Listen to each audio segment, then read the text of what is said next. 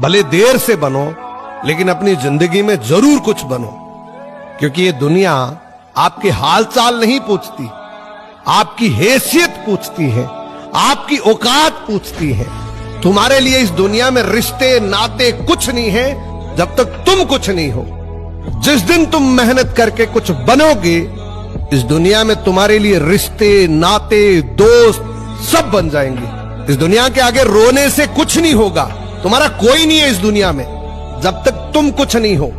सो आज ही अपनी जिंदगी को बदलने का फैसला करो, जरूर तुम्हारी जिंदगी बहुत हसीन बन जाएगी।